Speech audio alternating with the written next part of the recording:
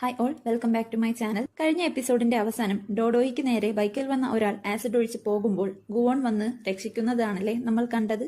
Episode 3 തുടങ്ങുന്നത് ഡോഡോഹിയുടെ ദേഹത്ത് acid ആവാതെ മറഞ്ഞു നിന്ന ഗുവോണിന്റെ ദേഹത്ത് ആസിഡ് വീണത് കണ്ട് അമ്പരപ്പോടെ ഡോഡോഹി നോക്കുമ്പോൾ, നീ എനിക്കെന്തോ വിലപ്പെട്ടതാണ്, നീ കുറച്ചുകൂടെ ശ്രദ്ധിച്ചൊക്കെ നടക്കണമെന്ന് ഗുവോൺ അവളോട് പറയുന്നു. അവന്റെ ദേഹം എരിയുന്നത് കണ്ടിട്ട് ആസിഡ് അല്ലേ എന്ന് പേടിച്ച് അവൾ നിൽക്കുമ്പോൾ ഉടനെ അവളുടെ കയ്യിൽ ഗുവോൺ പിടിക്കും. ഉടനെ തന്റെ പവേഴ്സ് ആക്റ്റീവായി ആസിഡ് വീണ മുറിവെല്ലാം ഇല്ലാതാവും. ഇത് കണ്ട് അമ്പരന്ന ഡോഹി നീ ആരാണ് എന്ന് അവനോട് ചോദിക്കും. അവനൊരു ഡീമൻ ആണെന്നും മനുഷ്യർ തന്നെ പിശാജ് എന്നൊക്കെ വിളിക്കുമെന്നും പറയുന്നു. അതിനുശേഷം അവർ ഇപ്പോൾ പോലീസ് സ്റ്റേഷനിലാണ്. ഡോഹിയുടെ അരികിലേക്ക് ഓഫീസർ വന്ന് അവളോടായി പറയും, ഗ്രൗണ്ടിൽ വീണ ലിക്വിഡ് ഞങ്ങൾ പരിശോധിച്ചു, അത് സൾഫ്യൂരിക് ആസിഡ് ആയിരുന്നു. മുഖത്ത് വല്ലതും വീണെങ്കിൽ മൊത്തത്തിൽ ഇല്ലാതായേനെയെന്നും ആരോ താങ്കളെ മനഃപൂർവ്വം ടാർഗറ്റ് ചെയ്യുന്ന പോലെ ഉണ്ടല്ലോ, ആരെങ്കിലും സംശയമുണ്ടോ എന്ന് ചോദിക്കുമ്പോൾ അവൾ ആരെയും സംശയമില്ലെന്ന് മറുപടി പറയുന്നു. ഇതേ സമയം പുറത്ത് വെയിറ്റ് ചെയ്തിരിക്കുകയാണ് ഗുവോൺ. അവിടേക്ക് കുറെ ആളുകളെ പോലീസ് പിടിച്ചുകൊണ്ടുവരുന്നുണ്ട്. അവരെ ചൂതാട്ടം കളിക്കുന്ന സ്ഥലത്ത് നിന്ന് പിടിച്ചതാണ്. കൂട്ടത്തിൽ ഒരു സ്ത്രീ അവിടെ നിന്നും രക്ഷപ്പെടാൻ ശ്രമിക്കുമ്പോൾ അവരെ പോലീസ് പിടിച്ച് അവിടെ ഇരുത്തും.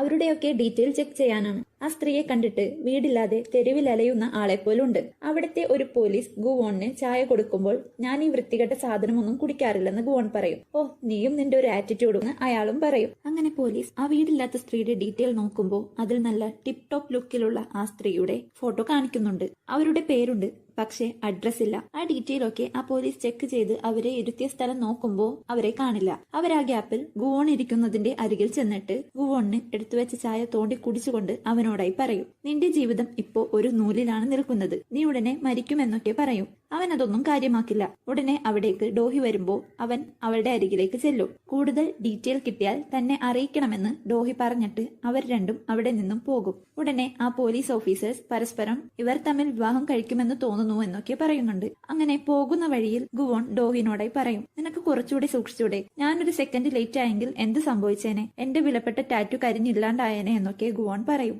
അപ്പോ നീ പറഞ്ഞു വരുന്നത് നീ ഒരു ഡീമനാണെന്നാണോ, അതോ നീ ഒരു പോക്കിമോനാണോ എന്നൊക്കെ ഡോഹി ചോദിച്ച് പരിഹസിക്കുന്നുണ്ട്. ഗുവോണിന് അതൊന്നും തീരെ ഇഷ്ടപ്പെടുന്നില്ല. ഗുവോൺ പറയും, ഡീമന്റെ ലക്ഷ്യമെന്ന് പറയുന്നത് മനുഷ്യനായി ഒരു ഡീൽ വെച്ച് അവരുടെ ആഗ്രഹങ്ങൾ സാധിച്ചു കൊടുക്കുന്നതാണെന്ന്. ഇത് കേട്ട ഉടനെ ഡോഹി ചോദിക്കും, അപ്പൊ നീ കുപ്പിക്കുള്ളിൽ നിന്നും വന്ന ഭൂതമാണോ എന്ന്. ആ പോത്തിനെ വെച്ച് എന്നെ കമ്പയർ ചെയ്യണ്ട എന്നും എനിക്ക് എന്തൊക്കെ ചെയ്യാൻ പറ്റുമെന്ന് നിനക്കറിയില്ലെന്നും ഗുവോൺ പറയും. ഇങ്ങനെയുള്ളവരെ പൊതുവെ ഞങ്ങൾ സൂപ്പർ ഹ്യൂമൻസ് എന്നാണ് പറയുന്നതെന്ന് ഡോഹി പറയും. താൻ എന്തൊക്കെ പറഞ്ഞിട്ടും താൻ ആരാണെന്ന് വിശ്വസിക്കാണ്ടാവുമ്പോൾ ഗുവോൺ പറയും, നീ അതൊക്കെ വിട്ടേക്ക്, നീ എന്ത് വേണേലും വിചാരിക്കാൻ. ഉടനെ ഡോഹി പറയും, നീ ഡെവിൽ ആയാലും ഏഞ്ചൽ ആയാലും തനിക്കൊരു പ്രശ്നമില്ല, അതല്ല ഇവിടുത്തെ പോയിന്റ് എന്ന് പറയുന്നത് നിനക്ക് അമേസിംഗ് ആയിട്ടുള്ള പവേഴ്സ് ഉണ്ട്, നിന്റെ ടാറ്റു ആണേൽ എന്റെ കയ്യിലോ എന്നും പറഞ്ഞ് ആലോചിക്കുമ്പോൾ അവൾക്കൊരു ഐഡിയ കിട്ടും. നിനക്ക് കാര്യങ്ങൾ വളരെ ബുദ്ധിമുട്ടായിരിക്കുമല്ലേ, നിന്റെ പവേഴ്സ് നിനക്ക് ഉപയോഗിക്കണമെങ്കിൽ നിനക്ക് എന്നിൽ അടുക്കണം, നിനക്കാണേൽ അതിന് ഒരു വഴിയുമില്ല, നീ എന്റെ എക്സുമല്ല ബോയ് ഫ്രണ്ടും അല്ല, നിനക്കിപ്പോ വേണ്ടത് എന്നെ ആയിട്ട് ക്ലോസ് ആവണം. ഞാൻ പറഞ്ഞത് കറക്റ്റ് അല്ലേ, നീ എന്താ പറയാൻ ഉദ്ദേശിക്കുന്നത് എന്ന് അവൻ ചോദിക്കുമ്പോൾ, നമ്മൾ ഒരേ വിധി ഷെയർ ചെയ്യുന്ന ആൾക്കാരാണ്, നമ്മൾ ഒരേ വഞ്ചിയിലെ യാത്രക്കാരാണ്, നിനക്ക് നിന്റെ പവേഴ്സ് ഉപയോഗിക്കാൻ ടാറ്റു വേണം, എനിക്കാണെങ്കിൽ നിന്റെ പവേഴ്സും വേണം, എന്നെ കൊല്ലാൻ ശ്രമിക്കുന്നവരിൽ നിന്നും എന്നെ സംരക്ഷിക്കാൻ. അങ്ങനെയാണെങ്കിൽ അതിനൊരു വഴിയുണ്ട്, നിനക്ക് എന്റെ ബോഡി ഗാർഡ് ആയിക്കൂടെ എന്ന് അവൾ ചോദിക്കും. ഞാനൊരു ഡീമനാണ്, അല്ലാതെ നിസ്സാരമായ മനുഷ്യന്റെ ബോഡി ഗാർഡ് ആവാനൊന്നും തന്നെ കിട്ടില്ലെന്നും അവൻ പറയും. നീ അല്ലേ പറഞ്ഞത് നിന്റെ ടാറ്റു നിനക്ക് വിലപ്പെട്ടതാണെന്ന്, അപ്പോ എന്നെ ഉപദ്രവിക്കാൻ വരുന്നവരെ അടിച്ചാ മതി, അല്ലെങ്കിൽ ഞാൻ മരിച്ചാൽ നീ പ്രശ്നത്തിലാവില്ലേ, ഞാൻ മരിച്ചാൽ നിന്റെ ടാറ്റുവിന് എന്ത് സംഭവിക്കുമെന്നറിയോ, ഞാനിപ്പോ അപകടത്തിലാണ്, ആരാണ് എന്റെ പുറകിലെന്ന് എനിക്കറിയില്ല, അവർക്ക് എന്നെ കൊല്ലണം, നിനക്കാണെങ്കിൽ നിന്റെ ടാറ്റു വേണം, നീ എന്റെ ബോഡി ഗാർഡ് ആയാൽ ഓക്കെ ആവുമെന്നും എഗ്രി ആണോ എന്ന് അവൾ ചോദിക്കുമ്പോൾ പാവം ഗുവോൺ അവളുടെ കയ്യിലായി പോയ തന്റെ ടാറ്റു നോക്കി ഒന്നും മിണ്ടാതെ നേരെ അവളുടെ ഫ്ളാറ്റിന്റെ പാർക്കിങ്ങിലേക്ക് വണ്ടി ഓടിച്ചു ചെല്ലും.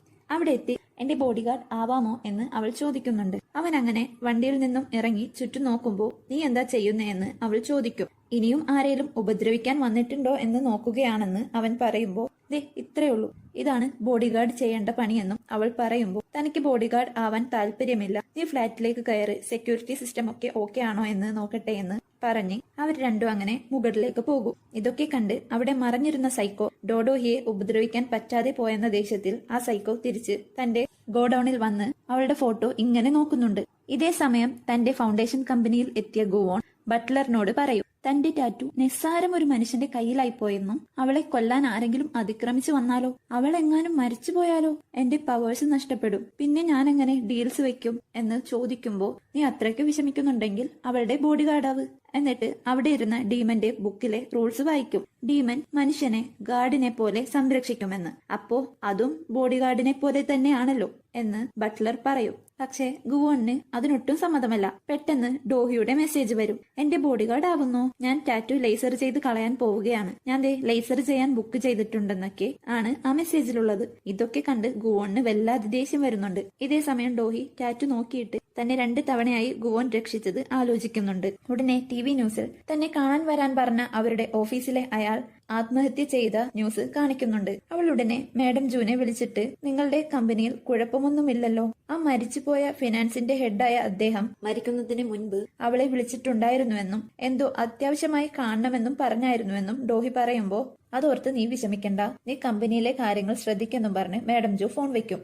അവരുടനെ ഓഫീസിലെ സ്റ്റാഫിനെ വിളിച്ചിട്ട് ആ മരിച്ചുപോയ ആളുടെ ഡീറ്റെയിൽസും ഫിനാൻഷ്യൽ ഡീലിങ്ങിനെ കുറിച്ചൊക്കെയുള്ള അയാളുടെ ഡീറ്റെയിലും തന്റെ അരികിലെത്തിക്കാൻ ആവശ്യപ്പെടും. അങ്ങനെ മാഡം ജൂ അതെല്ലാം ചെക്ക് ചെയ്ത് നേരം വിളിപ്പിക്കും. അങ്ങനെ രാവിലെ തന്റെ കമ്പനിയിൽ ഗുവോൺ സന്തോഷത്തിൽ കോഫി ഉണ്ടാക്കുകയാണ്. അവിടെ ബട്ട്ലർ ഗുഡ് മോർണിംഗ് എന്ന് പറഞ്ഞ് ഗുവോണിനരികിൽ വന്നിട്ട് ഇന്ന് വളരെ സന്തോഷത്തിലാണല്ലോ എന്നൊക്കെ പറയുന്നുണ്ട്. ഇതത്ര മോശമായിട്ട് തനിക്ക് തോന്നുന്നില്ല, ആ ടാറ്റു എവിടെയും പോയിട്ടൊന്നുമില്ലല്ലോ, ഒരു സ്ത്രീയുടെ കയ്യിൽ സുരക്ഷിതമായിട്ടിരിപ്പുണ്ട്. അതുപോലെ ഒരു കാര്യം ഞാൻ മനസ്സിലാക്കി, എനിക്ക് ടാറ്റു നഷ്ടപ്പെട്ടത് ഏത് ടൈമിലാണോ അതേ സിറ്റുവേഷനിൽ തന്നെ വെള്ളത്തിൽ ചാടിയാൽ എനിക്ക് ആ ടാറ്റു കിട്ടുകയുള്ളൂ. അവിടുത്തെ കാലാവസ്ഥയും എല്ലാ കാര്യങ്ങളും ഈക്വൽ ആയിരിക്കണം. അങ്ങനെ എല്ലാം ഒരേപോലെ വന്നാൽ തനിക്ക് തന്റെ ടാറ്റു തിരികെ ലഭിക്കുമെന്നും അവൻ പറയുന്നു. പെട്ടെന്ന് എന്തോ കത്തുന്ന പോലെ സ്മെല്ല് വരുമ്പോ ബട്ട്ലർ അത് ചോദിക്കുന്നുണ്ട്. അത് ചിലപ്പോ കോഫി ബീനിന്റെ ആവുമെന്ന് ഗുവോൺ പറയും. അതല്ല, വേറെ ഇറച്ചിയുടെ എന്തോ സ്മെല്ലാണെന്ന് ബട്ട്ലർ പറയും. അത് ശരിയാണല്ലോ, നിങ്ങൾ സ്റ്റീക്ക് ഗ്രില്ല് ചെയ്യുന്ന സ്മെല്ലാണെന്നും പറഞ്ഞ് ഗുവോൺ തന്റെ കയ്യിൽ നോക്കുമ്പോ ഒരു വിരലിന്റെ അറ്റം കത്താൻ തുടങ്ങി. ഉടനെ അവൻ ബട്ട്ലറിന്റെ പേര് വിളിക്കും. അത് കണ്ട് പേടിച്ച ബട്ട്ലറും ഗുവോണും അത് ഊതിക്കെടുത്താൻ നോക്കുന്നുണ്ട്. ഉടനെ അവിടെ വർക്ക് ചെയ്യുന്ന ഗയോൺ അവിടേക്ക് വരുന്നുണ്ട്. ആ കത്തുന്നതിന്റെ ചൂട് താങ്ങാനാവാതെ പാടുപെടുന്ന ഗുവോന്റെ കൈയിലേക്ക് അവൾ വെള്ളമെടുത്ത് ഒഴിക്കും. എന്താ പറ്റിയെന്ന് അവൾ ചോദിക്കുന്നുണ്ട്. തനിക്ക് ഡീൽസ് ഒന്നും നടത്താണ്ട് മനുഷ്യനായി ഈ സിറ്റുവേഷനിൽ തുടരാൻ പറ്റില്ലെന്ന് ഗുവോൺ മനസ്സിലാക്കും. ഉടനെ ഗുവോൺ ഡോഹിയെ വിളിക്കും. എന്നിട്ട് നീ എവിടെ, വീട്ടിലാണോ, എനിക്കിപ്പോ കാണണം, ഞാൻ അങ്ങോട്ട് വരുന്നുണ്ടെന്നും അവൻ പറഞ്ഞ് ഫോൺ വെക്കും. എന്നിട്ട് ഒരു പാത്രത്തിൽ കുറെ ഐസ് പെറുക്കിയിടുന്നുണ്ട്. ഇതേ സമയം താൻ എഴുന്നേറ്റിരിക്കുന്ന കോലം കണ്ട ഡോഹി റെഡിയാവാൻ പോകും. അങ്ങനെ ഗുവോൺ അവിടെ എത്തി അവളെയും കാത്തു നിൽക്കുകയാണ്. ഡോഹി അവിടേക്ക് വരുമ്പോൾ ഞാൻ നിന്റെ ബോഡി ഗാർഡ് ആവാമെന്ന് അവൻ പറയും. ആദ്യം അവൾ സന്തോഷിക്കുമെങ്കിലും പെട്ടെന്ന് പറഞ്ഞതുകൊണ്ട് അവൾക്കതത്ര വിശ്വാസമായിട്ടില്ല. അതെന്താ പെട്ടെന്ന് തീരുമാനിച്ചെന്ന് ചോദിക്കുമ്പോൾ ഇന്നലെ രാത്രി മൊത്തം ഇരുന്ന് ആലോചിച്ചിട്ടെടുത്ത തീരുമാനമാണെന്നും അവൻ പറയും. ഇനി അവൾക്ക് വേറെ ഡൗട്ട് തോന്നാതിരിക്കാൻ തന്റെ കയ്യിലെ പാത്രമെടുത്ത് എറിയും. അങ്ങനെ അത് സമ്മതിച്ചതിൽ അവൾക്ക് സന്തോഷമാവും. എന്നാ ഇന്ന് തന്നെ ഡ്യൂട്ടി തുടങ്ങിയാലോ എന്ന് ചോദിക്കുമ്പോൾ ആ ഓക്കെ, അതിനു മുമ്പ് നീ എന്റെ കൂടെ ഒരു സ്ഥലത്ത് വരണമെന്നും പറഞ്ഞ് അവളുടെ കയ്യിൽ പിടിക്കും. അങ്ങനെ അവന്റെ പവർ ആക്റ്റീവായി ആ ക്ലോക്ക് ടവറിന്റെ മുകളിലെത്തി. അവിടെ എത്തിയത് കണ്ട ഡോഹി പേടിച്ച് ഒച്ചയെടുക്കുന്നുണ്ട്. തനിക്ക് ഹൈറ്റ് പേടിയാണെന്നും എന്തിനാ ഇവിടെ വന്നതെന്നും ചോദിക്കും. ഇവിടെ നിന്നാൽ ഡീൽസ് കിട്ടാൻ എളുപ്പമാണെന്ന് ഗുവോൺ പറയും. ഉടനെ തന്റെ കൈവിരൽ വീണ്ടും കത്താൻ തുടങ്ങി. വെപ്രാളത്തിലാണെങ്കിലും എവിടെയാ ഡീൽ നടത്തേണ്ടതെന്ന് അവൻ മനസ്സിലാക്കും. അവരിപ്പോ ഒരു ഹോസ്പിറ്റലിലാണ് എത്തിയേക്കുന്നത്. അങ്ങനെ ഏതു മുറിയിലാണ് എത്തേണ്ടതെന്ന് മനസ്സിലാക്കി അവരങ്ങനെ ചെല്ലുന്നത് ഒരു കുഞ്ഞു മോളുടെ അരികിലേക്കാണ്. ആ കൊച്ചിന്റെ അമ്മയിരുന്ന് കരഞ്ഞ് പ്രാർത്ഥിക്കുന്നുണ്ട്. തന്റെ മകൾ ഒരു ദിവസമെങ്കിലും ഈ വേദനയിൽ നിന്ന് തരണം ചെയ്യണമെന്ന്, അതാണ് എന്റെ ആഗ്രഹമെന്നൊക്കെ. ഉടനെ ഗുവോൺ നിന്റെ ആഗ്രഹം ഞാൻ സാധിക്കുന്നു, താൻ ഒരു ഡീമനാണെന്നും നിങ്ങൾക്ക് ഒരു ജാക്ക് പോട്ട് അടിച്ചെന്നും നിങ്ങൾ എന്നെയായിട്ട് ഡീൽ വെക്കുകയാണെങ്കിൽ നിങ്ങളുടെ ആഗ്രഹം ഞാൻ സാധിച്ചു തരാമെന്നും പറയും. ഇതൊക്കെ കണ്ട് അമ്പരപ്പോടെ നിൽക്കുകയാണ് ഡോഹി. ഉടനെ അവരുടെ മകൾ ശ്വാസം കിട്ടാതെ പാടുപെടുമ്പോ ആ അമ്മ പേടിച്ച് കരയുന്നുണ്ട്. ഉടനെ ഗുവോൺ അധികം സമയമില്ലെന്നും പറഞ്ഞ് വിരലിനൊടിക്കും. ആ കുട്ടിയുടെ ശ്വാസനില നോർമലായി വരും. അതെങ്ങനെയാണെന്ന് അമ്മ ചോദിക്കുന്നതും സൈൻ ചെയ്യാനുള്ള എഗ്രിമെന്റ് അവൻ എടുക്കും. ഒപ്പം അവന്റെ കൈവിരലും കത്തുന്നത് ഡോഹി ശ്രദ്ധിക്കുന്നുണ്ട്. ഉടനെ ഗുവോൺ പറയും, ഇതിന്റെ ടേംസ് സിമ്പിൾ ആണ്. അടുത്ത 10 വർഷത്തേക്ക് നിങ്ങളുടെ മകൾ പൂർണ്ണ ആരോഗ്യവതിയായിരിക്കും. 10 വർഷം കഴിഞ്ഞാൽ നിങ്ങൾ നരകത്തിലേക്ക് പോകുമെന്നും അവൻ പറയുമ്പോൾ ഞാനിത് ചെയ്താൽ എന്റെ മകൾ ശരിക്കും ജീവിക്കോ എന്ന് കണ്ണീരോടെ ആ അമ്മ ചോദിക്കും. വേഗം പറയും, ഇല്ലേൽ ഞാൻ വേറെ ആളെ നോക്കുമെന്ന് അവൻ പറയും. നീ ഇങ്ങനെ അവരെ പുഷ് ചെയ്യല്ലേ എന്ന് ഡോഹി പറയുമ്പോൾ ഉടനെ അവളോട് പുറത്തു നിൽക്കാനും തനിക്ക് സമയമില്ലെന്നും ഗുവോൺ പറയും. അവന്റെ കയ്യിൽ കത്തിക്കൊണ്ട് കത്തിക്കൊണ്ടിരിക്കുന്ന ആ തീ കാണുമ്പോൾ അവൾക്ക് മനസ്സിലാവും അവൻ ഓക്കെ ആവാനാണ് ഡീൽ വെക്കുന്നതെന്ന്. ഉടനെ ഡോഹി അത് ചോദ്യം ചെയ്യാൻ പോകുമ്പോൾ തന്നെ ആ അമ്മ, ഞാൻ സൈൻ ചെയ്തോളാം, എന്റെ മകൾ ഓക്കെ ആവാൻ നരകത്തിനേക്കാളും മോശപ്പെട്ട സ്ഥലത്തേക്ക് പോകാൻ താൻ തയ്യാറാണെന്നും പറയും. അതൊക്കെ കണ്ട് ഡോഹിക്ക് നല്ല രീതിയിൽ വിഷമം വരുന്നുണ്ട്.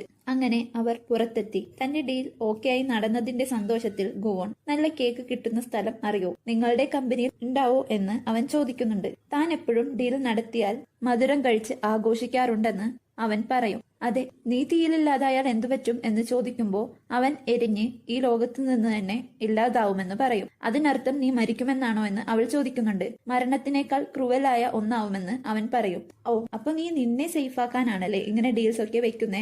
എന്നിട്ട് അത് കേക്ക് കഴിച്ച് ആഘോഷിക്കുന്നു. നീ ശരിക്കും ഒരു ഡെവിലാണെന്ന് പറഞ്ഞ് ചൂടാവുമ്പോൾ ഈ ഭൂമിയിൽ ഒന്നും ഫ്രീ അല്ല. താൻ മനുഷ്യന്റെ ആഗ്രഹം സാധിച്ചു കൊടുക്കുന്നുണ്ടെന്നും നീ എന്തിനെങ്ങനെ അപ്സെറ്റ് ആവുന്നതെന്ന് എനിക്ക് മനസ്സിലാവുന്നില്ലെന്നും ഞാൻ അവരെ രക്ഷിക്കുകയാണ് ചെയ്തത്. നീയും കണ്ടതല്ലേ ആ കുട്ടി വേദനയിൽ മരിക്കുന്നതെന്ന് ഗുവോൺ ചോദിക്കും. അവളുടെ അമ്മയുടെ ജീവിതം ഇങ്ങനെ ആക്കിയാണ് തന്നെ രക്ഷിച്ചതെന്ന് ആ കുട്ടി പിന്നീട് എപ്പോഴെങ്കിലും അറിഞ്ഞാൽ അവൾ ജീവിതത്തിൽ സന്തോഷമായിട്ടിരിക്കോ? അതൊന്നും നിനക്ക് പറഞ്ഞാൽ മനസ്സിലാവില്ല മനുഷ്യന്റെ വിഷമമെന്ന് അവൾ പറയും. മനുഷ്യരല്ലെങ്കിലും ആവശ്യമില്ലാണ്ട് ഇമോഷണൽ ആവുന്നവരാണെന്ന് അവൻ പറയും. എന്നിട്ട് ഓഫീസിലേക്ക് പോകാമെന്ന് പറഞ്ഞ് അവളുടെ കൈ പിടിക്കാൻ പോകുന്നതും തനിക്കിന്റെ ബോഡി ഗാർഡൊന്നും വേണ്ടെന്ന് പറഞ്ഞ് അവിടെ നിന്നും പോകും. നിന്റെ ജീവിതം റിസ്കിലാവുമ്പോൾ നീയും സെൽഫിഷ് ആവുമെന്ന് അവൻ സ്വയം പറയും.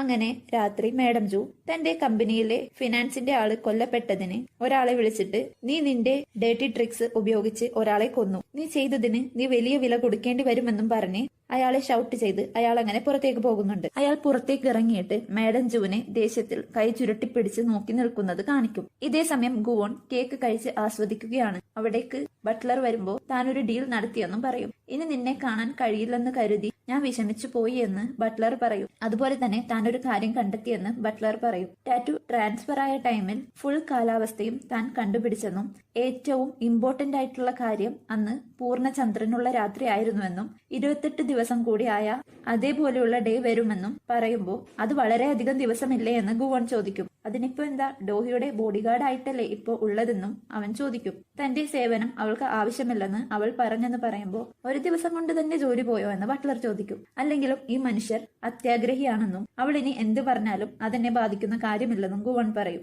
ഇതേ സമയം തന്റെ ഓഫീസിൽ ഇരിക്കുന്ന ഡോഹി മീറ്റിംഗിൽ അവർ സംസാരിക്കുന്നതൊന്നും ശ്രദ്ധിക്കാതെ ആ സംഭവങ്ങളെ കുറിച്ച് ആലോചിച്ചിരിക്കുകയാണ്.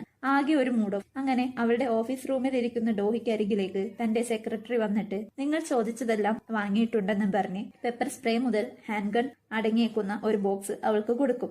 എത്രയും പെട്ടെന്ന് ഒരു ബോഡിഗാർഡിനെ ഏർപ്പാടാക്കാമെന്നും പറഞ്ഞ് അവർ അവിടെ നിന്നും പോകും. ബാർബർ ഷോപ്പിലിരിക്കുന്ന ഗുവോൺ ആണെങ്കിൽ ഡോഹി പറഞ്ഞില്ലേ ആ കുട്ടി രക്ഷപ്പെട്ടത് എങ്ങനെയാണെന്ന് ആ കുട്ടി അറിഞ്ഞാലുള്ള അവസ്ഥ, അതൊക്കെ എങ്ങനെ ആലോചിച്ചിരിക്കുകയാണ്.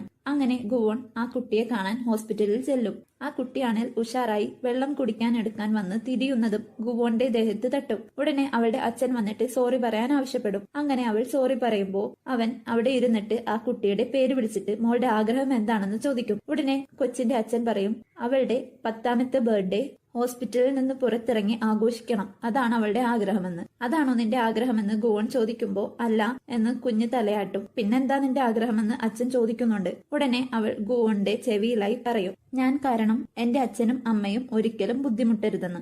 അത് കേട്ട് ഗുവോൺ ഇങ്ങനെ നോക്കുകയാണ്. ഉടനെ അവിടേക്ക് ആ കുട്ടിയുടെ അമ്മ വരികയും അവരവിടെ നിന്ന് പോവുകയും ചെയ്യും. അങ്ങനെ അല്പസമയങ്ങൾക്ക് ശേഷം ഡോഹി റെസ്റ്റോറന്റിൽ തന്റെ ബിസിനസിനെ കുറിച്ച് ചർച്ച ചെയ്യുകയാണ്. അതിന്റെ ഇടയിൽ ഗുവോണിന് ഇഷ്ടപ്പെട്ട കേക്ക് ആ റെസ്റ്റോറന്റിലെ സ്റ്റാഫ് കൊണ്ടുപോകുന്നത് കണ്ടു നോക്കുമ്പോൾ ആ കുട്ടിക്കാണ് അത് കൊണ്ടു കൊടുക്കുന്നത്. ഡോഹി കൂടെ ഇരിക്കുന്നവരോട് ഇപ്പോ വരാമെന്ന് പറഞ്ഞ് ആ ഫാമിലിക്ക് നേരെ ചെന്ന് നിൽക്കും. അവർ സന്തോഷത്തോടെ ആ കുട്ടിയുടെ ബർത്ത്ഡേ ആഘോഷിക്കുന്നത് കണ്ട് അവൾക്ക് കണ്ണു നിറയും. അങ്ങനെ അവൾ അവിടെ നിന്നും പോകുന്ന വഴിയിൽ ആ അമ്മ തന്റെ മകളെ രക്ഷിക്കാൻ പറഞ്ഞ ഓരോ വാക്കും ഇങ്ങനെ ആലോചിച്ചിരിക്കുകയാണ്. നല്ല മഴയും പെയ്യുന്നുണ്ട്. ഓഫീസിന് മുമ്പിൽ കാർ എത്തി. ഡോഹി അങ്ങനെ കാറിന് പുറത്തേക്ക് ഇറങ്ങുമ്പോൾ കുടയുമായി തന്നെ കാത്ത് ഗുവോൺ നിൽപ്പുണ്ട്. അവരങ്ങനെ കുറച്ചു നേരം നോക്കി നിൽക്കും. ഗുവോൺ അവളുടെ ബോഡിഗാർഡായിട്ട് ജോലി തുടങ്ങി. അങ്ങനെ ഓഫീസിന്റെ അകത്തെത്തിയ ഗുവോണിന് തനിക്ക് കുറെ ബുക്സൊക്കെ സെക്രട്ടറി കൊണ്ടുവന്ന് കൊടുക്കുമ്പോൾ ഹാൻഡ് ഗണ്ണൊന്നുമില്ലേ എന്ന് ചോദിക്കും. ഉടനെ ഫൈറ്റ് ചെയ്യുന്നതൊക്കെ പഠിക്കാനുള്ള ബുക്ക് അവർ എടുത്തു വെച്ച് കൊടുത്തിട്ട് പോകും. അവൻ അങ്ങനെ അവന് പറഞ്ഞ സീറ്റിൽ വന്നിരിക്കുന്നുണ്ട്. ബാക്കിയുള്ള സ്റ്റാഫൊക്കെ ഇതെന്താ പെട്ടെന്നൊരു ബോഡിഗാർഡിനെയൊക്കെ വെച്ചേക്കുന്നേ, അവനെ കാണാൻ നല്ല ഭംഗിയൊക്കെ ഉണ്ടെന്ന് പരസ്പരം പറയുന്നുണ്ട്. അവിടെയുള്ള ലേഡി സ്റ്റാഫ് ആണെങ്കിൽ അവനെ അങ്ങനെ നോക്കിയിരിപ്പാണ്. അന്നത്തെ ദിവസം ഡ്യൂട്ടി കഴിഞ്ഞ് തിരിച്ചു പോകുന്ന വഴിയിൽ നീ എന്തിനാ ബോഡിഗാർഡായിട്ട് വന്നേ എന്ന് ഡോഹി ചോദിക്കുന്നുണ്ട്.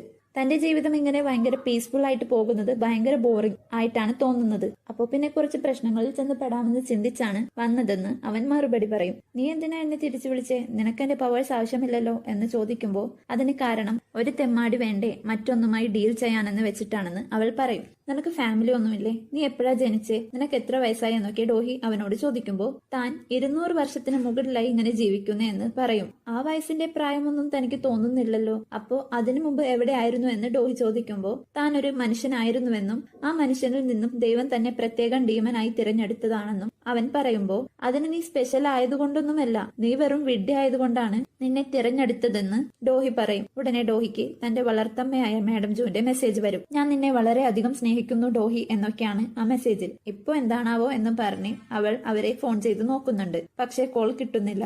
അങ്ങനെ ഗുവോണുമായി മാഡം ജൂന്റെ വീട്ടിലേക്ക് ചെല്ലും. അവിടെ ചെല്ലുമ്പോൾ ഗാർഡൻ ഏരിയയിൽ ഒരു മരത്തിൽ ചാരി മാഡം ജു ഇരിപ്പുണ്ട്. നിങ്ങൾ എന്താ ഫോൺ എടുക്കാത്തെ എന്നൊക്കെ ചോദിച്ചാണ് അവൾ അവിടേക്ക് ചെല്ലുന്നത്. മാഡം ജുവിന്റെ അരികിൽ തറയിലായി ഫോണിലെ മിസ്ഡ് കോൾ വന്ന് ഇങ്ങനെ കിടപ്പുണ്ട്. അവൾ അങ്ങനെ അവർക്കരികിൽ ചെന്ന് വിളിച്ചിട്ട് അവർക്ക് അനക്കമില്ല. അവളുടെ ദേഹത്തേക്ക് അവർ വന്ന് വീഴും. കളിക്കല്ലേ, ഇത് പ്രാങ്ക് അല്ലേ, എഴുന്നേൽക്കെന്ന് പറഞ്ഞ് അവൾ കരയും. അനക്കമില്ലാതാവുമ്പോ അവർ മരിച്ചെന്ന് ഡോഹിക്ക് ഉൾക്കൊള്ളാൻ കഴിയുന്നില്ല. ഉടനെ ഗുവോൺ മതി എഴുന്നേൽക്ക് എന്ന് പറയുമ്പോൾ അവരെ രക്ഷിക്കാൻ ഗുവോണിനോട് പറയും. മരിച്ചവരെ ജീവിതത്തിലേക്ക് കൊണ്ടുവരാൻ തനിക്ക് കഴിയില്ലെന്ന് ഗുവോൺ പറയും. എനിക്കറിയാം നിനക്കതിന് പറ്റും, ഞാൻ എവിടെ വേണേലും സൈൻ ചെയ്യാം, അവരെ തിരിച്ചു കൊണ്ടുവാ എന്ന് അവൾ പറയും. അത് കണ്ട് ഗുവോണിനും വിഷമമാവുന്നുണ്ട്. അങ്ങനെ അടുത്ത ദിവസം മരണച്ചടങ്ങ് നടക്കുകയാണ്. മാഡം ജൂന്റെ ഫാമിലി എത്തിയിട്ടുണ്ട്. മക്കളൊക്കെ കള്ളക്കണ്ണീരൊഴുക്കിയ മട്ടിലാണ് നിൽക്കുന്നത്. പാവം ഡോഹി അവൾ ഇപ്പോഴും ആ ഒരു ഷോക്കിലാണ്. അത് കണ്ട് അവളുടെ പുറകിൽ നിന്ന സ്റ്റാഫൊക്കെ പറയുന്നുണ്ട്, ഒരു രാത്രി കൊണ്ട് അവൾക്കെല്ലാം ഇല്ലാതായി. ചെയർവുമനായിട്ട് ഡോഹി അത്രയ്ക്കും ക്ലോസ് ആയിരുന്നു. ഇപ്പോഴും അവൾ ഷോക്കിലായിരിക്കും. നമുക്ക് പോയി സമാധാനിപ്പിച്ചാലോ എന്ന് ചോദിക്കുമ്പോൾ സെക്രട്ടറി പറയും, വേണ്ട, അങ്ങനെ സമാധാനിപ്പിക്കണ്ട. നിങ്ങളുടെ വിഷമം നിങ്ങൾ അവളെ കാണിക്കാതിരിക്കുന്നതാണ് അവളോട് ചെയ്യാൻ പറ്റുന്ന ഏറ്റവും വലിയ കാര്യമെന്നും പറയും. ഉടനെ ഡോഹി തന്റെ കുട്ടിക്കാലം ആലോചിക്കും. അച്ഛനെയും അമ്മയെയും നഷ്ടപ്പെട്ട താൻ ഒറ്റപ്പെട്ടിരിക്കുന്നതിന്റെ അരികിലേക്ക് മാഡം ജു വന്നപ്പോ അവരോടായി ഒരു സ്ത്രീ അവൾ കുറെ നേരമായി ഈ ഇരിപ്പാണ് എന്ന് പറയും. മാഡം ജു അവൾക്കരികിൽ ചെന്നിട്ട് നീ എന്താ കരയാത്തേ എന്ന് ചോദിക്കും. അവൾ അല്പം തല ഉയർത്തിയിട്ട് അവരോട് പറയും, ഞാൻ കാരണമാണ് അവർ മരിച്ചത്. എന്റെ ബർത്ത്ഡേ ആയതുകൊണ്ട് ഞാൻ അവരെ ധൃതി പിടിപ്പിക്കരുതായിരുന്നു. അതുകൊണ്ടാണ് ഇങ്ങനെയൊക്കെ സംഭവിച്ചതെന്ന് പറയുമ്പോൾ നീയാണ് ദൈവമെന്നാണോ നീ ചിന്തിക്കുന്നേ? നീ കാരണം എങ്ങനെ ആരെങ്കിലും മരിക്കുന്നേ? നീ ഇങ്ങനെയൊക്കെ ചിന്തിച്ച നിനക്ക് നിന്നോട് തന്നെ സോറി തോന്നില്ലേ? ചുറ്റും പാറി നടക്കുന്ന പൊടിയേക്കാളും ബെറ്റർ അല്ല നീ എന്ന് പറയുമ്പോൾ അത് കേട്ട് ഡോഹിക്ക് വിഷമമാവും. അവൾ കരഞ്ഞുകൊണ്ട് അവരെ തല്ലുന്നുണ്ട്. ഉടനെ ഒരു സ്ത്രീ അവളെ പിടിച്ചു മാറ്റാൻ ശ്രമിക്കുന്നതിന്റെ ഇടയിൽ മാഡം ജൂന്റെ കണ്ണട താഴെ വീഴും. അപ്പോഴാണ് അവരുടെ കണ്ണുനീർ മറയ്ക്കാൻ അവർ ശ്രമിച്ചത് അവൾ മനസ്സിലാക്കുന്നത്. അങ്ങനെ അവൾ അവിടെ ഇരുന്ന് അച്ഛ അമ്മേ ഞാൻ നിങ്ങളെ ഒരുപാട് മിസ് ചെയ്യുന്നു എന്ന് പറഞ്ഞ് കരയും. ഉടനെ പ്രസന്റിൽ ഡോഹിയെ സുഖൂൻ വന്ന് വിളിക്കുമ്പോഴാണ് അവൾ ആ ഓർമ്മയിൽ നിന്നും ഉണരുന്നത്. മാഡം ജൂന്റെ ഫോട്ടോ നോക്കിയിട്ട് അവർ ഈ കാണുന്ന പോലെയല്ല, അവരുടെ ചിരി മാഡം ജു അവർക്കായി തീർത്ത ഒരു മറയാണെന്നും ഡോഹി സുഖൂനോടായി പറയുന്നുണ്ട്. അവരുടെ അവസാന നിമിഷമെങ്കിലും സ്പെഷ്യൽ ആയിരിക്കുമെന്ന് ഞാൻ ചിന്തിച്ചു, പക്ഷേ അത് ഹാർട്ട് അറ്റാക്കിലൂടെ ആയി എന്നൊക്കെ സുഖൂൻ പറയുമ്പോൾ അത് കേട്ട ഡോഹി തന്റെ സങ്കടം കടിച്ചമർത്താൻ ശ്രമിക്കുന്നുണ്ട്. നീ എപ്പോ വന്നു എന്നൊക്കെ പറഞ്ഞ് വിഷയം മാറ്റും. താൻ ഇപ്പോൾ എത്തിയുള്ളൂ എന്നൊക്കെ പറഞ്ഞ് നിൽക്കുന്നതിന്റെ അരികിലേക്ക് മാഡം ജൂന്റെ മകളായ സുഹാൻ വരുന്നുണ്ട്. എന്നിട്ട് തന്റെ മൂത്ത സഹോദരനെ പറ്റി പറയുകയാണ്. അവിടെ എല്ലാവരും അവനെ കൺഗ്രാറ്റ്സ് ചെയ്യാനുള്ള ബിസിയാണ്. പക്ഷെ അമ്മയ്ക്ക് അവനെ ഇഷ്ടമല്ല, അതുകൊണ്ട് അമ്മ തെറ്റായ തീരുമാനം എടുത്തിട്ടുണ്ടാവില്ല എന്നൊക്കെ പറയുകയാണ്. സുഹാൻ ഉദ്ദേശിച്ചത് അമ്മ മരിച്ച സ്ഥിതിക്ക് ഇനി ബാക്കി സ്വത്തൊക്കെ തന്റെ സഹോദരന് വരുമെന്ന മട്ടിലാണ് എല്ലാവരുമെന്നാണ് അവൾ പറഞ്ഞത്. എന്നാൽ ഈ സ്വത്തൊക്കെ തനിക്ക് കിട്ടുമെന്ന ഒരു പ്രതീക്ഷയും സുഹാനുണ്ട്. അങ്ങനെ സംസാരിക്കുന്നതിന്റെ ഇടയിൽ സുഹാന്റെ സഹോദരനായ സുഖ്മിൻ സുഖൂനെ വിളിക്കുന്നുണ്ട്. അവൻ അവിടെ നിന്നും സുഖ്മിൻ അരികിലേക്ക് പോകും. ആ ഗ്യാപ്പിൽ സുഹാൻ ഡോഹിയോട് നീയും സുഖൂനും തമ്മിൽ ഒരു സ്പെഷ്യൽ ബോണ്ട് ഉണ്ടല്ലോ എന്നൊക്കെ കുത്തി പറയുന്നുണ്ട്. ഉടനെ ഡോഹി ഞങ്ങൾ എബ്രോഡ് ഒരുമിച്ചാണല്ലോ പഠിച്ചത്, അതാണ് ഞങ്ങൾ ഇത്രയും കമ്പനിയെന്ന് ഡോഹി പറയും. നീ സ്വയം വിഷമത്തിലാവരുതെന്നും നിന്നെക്കാളും ബെറ്റർ ബാക്ക്ഗ്രൗണ്ട് ആണ് അവനുള്ളത്. അവൻ ഞങ്ങളുടെ ഫാമിലിയിൽ നിന്നും വന്നതാണ്. നീയാണെങ്കിലോ ഒരു വൃത്തികെട്ട ഫാമിലിയിൽ നിന്നും മുടികളും മെഷീൻസുമായി ഇടപഴകുന്നതിൽ നിന്നും എന്നൊക്കെ പറഞ്ഞ് കുറ്റപ്പെടുത്തുമ്പോൾ നീ ചിന്തിക്കുന്ന രീതിയാണ് വൃത്തികെട്ടതെന്ന് ഡോഹി തിരിച്ചു പറയും. നീ എന്നോട് എതിർത്ത് സംസാരിക്കണ്ട, നിന്റെ പക്ഷം പിടിക്കാൻ ഇപ്പോ എന്റെ അമ്മയില്ല എന്നും പറയുമ്പോൾ അധികം ഡ്രിങ്ക്സ് കുടിച്ചിട്ട് നിന്റെ തനി നിറം മറ്റുള്ളവരെ കാണിക്കാൻ ഇടയാക്കണ്ട എന്നും ഡോഹി പറയുന്നു. എന്റെ അമ്മയും നീയും രണ്ടും കണക്കാണെന്നും പറഞ്ഞ് ഒരു ഉളുപ്പുമില്ലാതെ അവിടെ നിന്നും സുഹാൻ പോകും. ഒരു മരണച്ചടങ്ങിൽ വന്നിട്ട് സ്വന്തം മകൾ ഇങ്ങനെയൊക്കെയാണോ പറയുന്നതെന്ന് ചിന്തിച്ച് ഡോഹിക്ക് ഒത്തിരി സങ്കടം വരുന്നുണ്ട്. പെട്ടെന്ന് സുഹാന്റെ മക്കൾ അവിടെ വെച്ചിരുന്ന ഡ്രിങ്ക് എടുത്ത് തെറിപ്പിച്ച് കളിക്കുമ്പോൾ അവരുടെ പിന്നാലെ സുഹാനും പോകുന്നു. ഇതൊക്കെ കണ്ട് മരണച്ചടങ്ങിന് വന്നതല്ല എന്ന മട്ടിൽ എല്ലാവരും പൊട്ടിച്ചിരിച്ച് നിൽക്കുകയാണ്.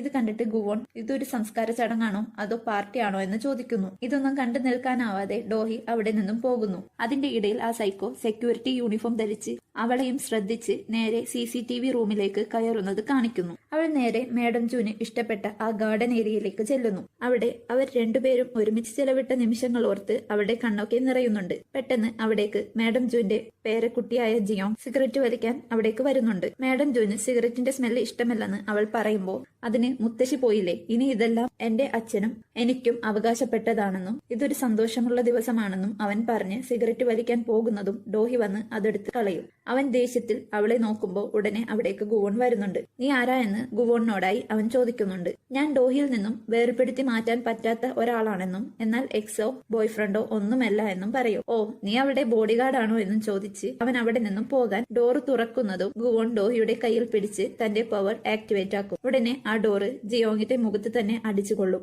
അവൻ തിരിഞ്ഞുപോലും നോക്കാതെ അവിടെ നിന്നും പോകുന്നുണ്ട്. അവനിട്ട് ഒരെണ്ണം കിട്ടിയപ്പോൾ ഡോഹിക്ക് സന്തോഷമായി. അങ്ങനെ ഗുവോൺ കൊണ്ടുവന്ന ഡ്രിങ്ക്സ് ഡോഹിക്ക് വേണോ എന്ന് ചോദിച്ചിട്ട് അവൾ അങ്ങനെ കുറച്ചു കുടിച്ച് അവിടെ ഇരിക്കുകയാണ്. ഡോഹി പറയും, മാഡം ജൂന് വിഷമം വരുമ്പോഴെല്ലാം ഇവിടെയാണ് അവർ വന്നിരിക്കുന്നത്. ശരിക്കും മാഡം ജൂ ഈ ചെടികളെ മാത്രമല്ല അവരെയും കൂടെയാണ് ഇവിടെ സംരക്ഷിച്ചിരുന്നത്. ഒരുപക്ഷെ അവരുടെ മരണം തന്റെ മക്കൾ ഇങ്ങനെയൊക്കെ ആഘോഷിക്കുമെന്ന് അറിയാവുന്നത് കൊണ്ടാവുമെന്നൊക്കെ പറഞ്ഞ് സങ്കടപ്പെടുമ്പോൾ അവർ ചിന്തിച്ചത് കറക്റ്റായി എന്ന് ഗുവോണും പറയും. മാഡം ജൂന്റെ ലൈഫിൽ അവർ എപ്പോഴും ഒറ്റയ്ക്കായിരുന്നു. അവരോട് തനിക്കൊരു ഗുഡ് ബൈ പോലും പറയാൻ പറ്റാത്തതിൽ ഹൃദയം പൊട്ടുന്നുണ്ടെന്ന് ഡോഹി പറയും. ഗുവോൺ ചോദിക്കും, ആളുകൾ എന്തിനാ മരണച്ചടങ്ങിൽ കറുപ്പ് വസ്ത്രം ധരിക്കുന്നതെന്ന് അറിയോ? ആളുകളെ അവർ മനസ്സിലാക്കി പിന്തുടർന്ന് വരാതിരിക്കാനാണെന്ന് ഗുവോൺ പറയും. അപ്പോൾ താനും തെറ്റായ കളറാണല്ലേ ഇട്ടത്? ആരെയും തിരിച്ചറിയാൻ പറ്റാതെ അവർ ഇന്നും ഒറ്റപ്പെട്ടിട്ടുണ്ടാവുമെന്ന് ഡോഹി പറയുന്നു. ഉടനെ ഗുവോൺ വന്ന് അവളുടെ കൈ പിടിച്ചിട്ട് തന്റെ പവർ ആക്ടിവേറ്റ് ആക്കുന്നതും ഡോഹിയുടെ ഡ്രസ്സിന്റെ കളർ വൈറ്റ് ആയി മാറും. ഇനി അവർ നിന്നെ തിരിച്ചറിയുമെന്ന് ഗുവോൺ പറയുമ്പോൾ അതിലെന്താ കാര്യം, അവരിനി എന്നെ കാണാൻ വരില്ലെന്ന് അവൾ പറയുമ്പോൾ ഒരു ചാൻസ് കൊടുത്തു നോക്കെന്ന് പറഞ്ഞ് ഗുവോൺ അവിടെ നിന്നും മാറുന്നു. അങ്ങനെ ഇരിക്കുമ്പോൾ അവൾക്കരികിലേക്ക് ഒരു പൂമ്പാറ്റ പറന്നു വന്ന് കയ്യിലിരിക്കും. അവൾക്ക് മനസ്സിലായി അത് തന്റെ മാഡം ജൂ ആണെന്ന്. ഉടനെ അവൾ മാഡം ജൂനോടായി പറയും, 17 വർഷങ്ങൾക്ക് മുമ്പും ഇപ്പോഴും തന്നെ കണ്ടെത്തിയതിന് നന്ദിയെന്നും ഇനി ഒരവസരം വന്നാൽ പരസ്പരം കൂടുതൽ സ്നേഹിച്ച് ജീവിക്കാമെന്നും അവൾ പറഞ്ഞ് കരയുന്നുണ്ട്. ഇതൊക്കെ അപ്പുറത്ത് നിന്ന് ഗുവോൺ കേൾക്കുന്നുണ്ട്. അങ്ങനെ അല്പസമയത്തിന് ശേഷം എല്ലാവരും അകത്തിരിക്കുകയാണ്. ദൈവമേ, നീ എന്താ ഫാഷൻ ഷോയ്ക്ക് വന്നതാണോ? ഇവിടെ ഫാമിലി മാത്രം മതി, നിന്നെ ആരാ ഇവിടേക്ക് വിളിച്ചതെന്ന് സുഹാൻ ഡോഹിയോട് ചോദിക്കും. ഉടനെ സുക്മിന്റെ വൈഫ് പറയും, നമ്മളോട് എല്ലാവരോടുമായി ഡിറ്റക്റ്റീവ് എന്തൊക്കെ സംസാരിക്കാനുണ്ടെന്ന് പറഞ്ഞായിരുന്നുവെന്ന് പറയും. ഉടനെ അവിടേക്ക് ഓഫീസേഴ്സ് വരുന്നുണ്ട്. എന്നിട്ട് മാഡം ജൂ എന്തെങ്കിലും പെയിൻ കില്ലർ കഴിക്കുന്നുണ്ടോ എന്ന് ചോദിക്കുമ്പോൾ മുട്ടുവേദനയ്ക്ക് മരുന്ന് കഴിക്കുന്നുണ്ടെന്ന് സുക്മിന്റെ വൈഫ് പറയുന്നു. എന്നാൽ ഡിക്ലോഫെനാക് എന്ന മരുന്ന് അവർ മരിക്കുന്നതിന്റെ അന്ന് കഴിച്ചിട്ടുണ്ടെന്ന് ഓഫീസർ പറയും. അതിന് യാതൊരുവിധ വഴിയുമില്ല, കാരണം അവർക്ക് ആ മരുന്ന് അലർജി ഉണ്ടാക്കുന്നത് കൊണ്ട് അത് കഴിക്കാറില്ലെന്നും ഡോഹി പറയും. പക്ഷേ ഇത് ആ മരുന്ന് തന്നെയാണ് കണ്ടെത്തിയേക്കുന്നതെന്ന് ഓഫീസർ പറയുന്നുണ്ട്. അപ്പോ മരുന്ന് മാറി കഴിച്ചിട്ടാണോ മരിച്ചതെന്ന് സുക്മിന്റെ വൈഫ് ചോദിക്കുന്നുണ്ട്. നമ്മളൊക്കെ അറ്റാക്ക് ആണെന്നാണ് വിചാരിച്ചതെന്ന് സുക്മിൻ പറയും. ഇതൊക്കെ കേട്ട് ഡോഹി ആകെ ഡൗൺ ആവുന്നുണ്ട്. അപ്പോ ഇതെല്ലാം അറിയാവുന്ന ആരോ ഒരാൾ മനഃപൂർവ്വം മാഡം ജൂനെ കൊന്നതാണെന്ന് അവൾക്ക് മനസ്സിലാവും. ഈ മരുന്നിനെ കുറിച്ച് ആർക്കൊക്കെ അറിയാമെന്ന് ആ ഡിറ്റക്റ്റീവ് ചോദിക്കുമ്പോൾ ഡോക്ടറിനും ഇവിടെ ഇരിക്കുന്ന എല്ലാവർക്കും അറിയാമെന്ന് ഡോഹി പറയുന്നു. ഇതൊരു കൊലപാതകമാണെന്ന് പുറത്തറിഞ്ഞാൽ അവരുടെ ബിസിനസിനെ ബാധിക്കും. അതുകൊണ്ട് അറ്റാക്ക് തന്നെയാണെന്ന് പുറത്ത് പറഞ്ഞാൽ മതിയെന്ന് ബാക്കി എല്ലാവരും ഓഫീസറിനോടും പരസ്പരവും പറയുന്നുണ്ട്. പാവൻ ഡോഹി എന്തൊരു ജന്മങ്ങൾക്കിടയിലാണ് വന്ന് പെട്ടേക്കുന്നേ. വിൽപത്രം വായിക്കാൻ നേരമായതുകൊണ്ട് എല്ലാവരും പുറത്തേക്ക് ഇറങ്ങി. അങ്ങനെ പുറത്തേക്ക് വന്ന ഡോഹി എല്ലാവരുടെയും മുന്നിൽ വെച്ച് പറയും, മാഡം ജൂ മരിച്ചത് അറ്റാക്ക് മൂലമല്ല, മരുന്ന് മാറിക്കൊടുത്ത് കൊന്നതാണെന്ന്. ഇതൊക്കെ കേട്ട് സുക്മിനൊക്കെ ദേഷ്യം വരുന്നുണ്ട്. എനിക്കറിയാം മാഡം ജൂനെ എന്തിനാ കൊന്നതെന്നും എന്നെ എന്തിനാ കൊല്ലാൻ നോക്കുന്നേ എന്നൊക്കെ ഡോഹി പറയും. അവൾ കുടിച്ച് ബോധമില്ലാതെ എന്തൊക്കെയോ കിടന്ന് പറയുന്നതാണെന്ന് വരുത്തി തീർക്കാൻ സുഹാനൊക്കെ ശ്രമിക്കുന്നുണ്ട്. അങ്ങനെ വിൽപത്രം വായിക്കാൻ പറയാൻ അവിടേക്ക് എല്ലാവരും ചെല്ലും. അവരുടെ സ്റ്റാഫൊക്കെ ഡോഹിക്ക് നേരെ വരുമ്പോൾ ഗുവോൺ വന്ന് അവരെ തടയും. ഉടനെ സുഖൂനും വരും. ഡോഡോഹിയെ അവിടെ നിന്നും പുറത്താക്കാനുള്ള തയ്യാറെടുപ്പിലാണ് മാഡം ജൂന്റെ മക്കൾ. പക്ഷേ ഡോഡോഹിയുടെ പ്രസന്റിൽ വേണം ഇത് വായിക്കാൻ പറഞ്ഞിട്ടുണ്ടായിരുന്നു എന്ന് വിൽപത്രം വായിക്കാൻ നിന്ന അദ്ദേഹം പറയുന്നുണ്ട്. പക്ഷേ തനിക്ക് അതൊന്നും കേൾക്കാൻ താല്പര്യമില്ലാത്തതുകൊണ്ട് ഡോഡോഹി അവിടെ നിന്ന് നടക്കുകയാണ്. എന്നാൽ വിൽപത്രത്തിൽ എഴുതിയേക്കുന്നത് മാഡം ജോന്റെ സകല സ്വത്തുക്കളുടെ അവകാശിയും അടുത്ത ചെയർവുമണുമായി വരാൻ പോകുന്നത് ഡോഡോഹിയാണ് എന്നാണ് അതിലുള്ളത്. ഡോഡോഹിയും അവിടെയുള്ളവരും ഒരേപോലെ ഞെട്ടി നിൽക്കുകയാണ്. ഇപ്പോഴാണ് ഇത് ശരിക്കും സർപ്രൈസ് പാർട്ടി ആയതെന്ന് ഗുവോൺ സ്വയം പറയുന്നുണ്ട്. 1 വർഷത്തിനുള്ളിൽ ഡോഡോഹി കല്യാണം കഴിച്ച് സ്വത്തെല്ലാം കൈപ്പറ്റണം. അല്ലാത്ത പക്ഷം ഈ സ്വത്തെല്ലാം ഹാൻസറാങ് ഫൗണ്ടേഷനിലേക്ക് പോകുമെന്നാണ് വിൽപത്രത്തിലുള്ളത്. ഒരു മക്കൾക്കും ആ സ്വത്തൊന്നും ലഭിച്ചില്ല. എല്ലാവർക്കും മാഡം ജൂന്റെ ഒരു കത്തുമുണ്ട്. ഇതെല്ലാം കണ്ട് ഞെട്ടി അമ്പരപ്പോടെ നിന്ന ഡോഹി ആ കത്തിൽ എന്താണെന്നറിയാൻ അത് വാങ്ങിക്കാനായി അവിടേക്ക് ചെല്ലുന്നുണ്ട്. സുഹാനൊക്കെ ആ കത്ത് പൊട്ടിച്ച് വായിക്കുമ്പോൾ അവളുടെ ആർത്തിയെക്കുറിച്ചാണ് അതിൽ എഴുതിയേക്കുന്നത്. സുക്മിനും അതുപോലെ എന്തൊക്കെയാണ് കത്തിൽ എഴുതിയേക്കുന്നത്. എന്താണ് അതിലുള്ളതെന്നൊന്നും കാണിക്കുന്നില്ല. അയാൾക്ക് ദേഷ്യം വന്നിട്ടുണ്ട്. ഡോഹി അവൾക്കുള്ള കത്ത് വിറയാർന്ന കൈയോടെ വാങ്ങിക്കും. ഉടനെ സുഹാൻ ദേഷ്യം വന്ന് ഡോഡോഹിയോട് ചൂടാവുന്നുണ്ട്. നീ ഇതൊക്കെ സ്വീകരിക്കുമെന്ന് സുക്മിന്റെ വൈഫ് ചോദിക്കുമ്പോൾ നിങ്ങൾക്ക് എന്നെ തടയണമെങ്കിൽ എന്നെ കൊല്ലണമെന്ന് ഡോഹി അവരോടായി പറയുന്നു. എന്നിട്ട് മാഡം ജൂന്റെ ഫോട്ടോ നോക്കിയിട്ട് നിങ്ങൾ കാത്തിരുന്നു കണ്ടോ, നിങ്ങളെ കൊന്നതിന്റെയും എല്ലാത്തിന്റെയും പിന്നിൽ ആരാണെന്ന് ഒരു ഡീമന്റെ സഹായത്തോടെ ഞാൻ കണ്ടെത്തുമെന്ന് പറഞ്ഞ് അവൾ ഗുവോണിന് നേരെ സ്ലോ മോഷനിൽ വന്നിട്ട് ഗുവോണിനോടായി അവളെ വിവാഹം കഴിക്കാൻ അവൾ പ്രപ്പോസ് ചെയ്തിട്ട് തന്റെ കയ്യിലെ റിങ് ഗുവോണിന് നേരെ നീട്ടും. ചുറ്റുമുള്ളവരും ഞെട്ടി നിൽക്കുകയാണ്. അവർ രണ്ടും അങ്ങനെ പരസ്പരം നോക്കി നിൽക്കുന്നത് കാണിച്ചുകൊണ്ട് എപ്പിസോഡ് 3 അവസാനിച്ചു. ഗുവോൺ അവളുടെ പ്രപ്പോസ് സ്വീകരിക്കോ എന്നൊക്കെ നമുക്ക് അടുത്ത എപ്പിസോഡിൽ കാണാം. അടുത്ത എപ്പിസോഡുമായി ഞാൻ ഉടനെ വരാം. ബൈ.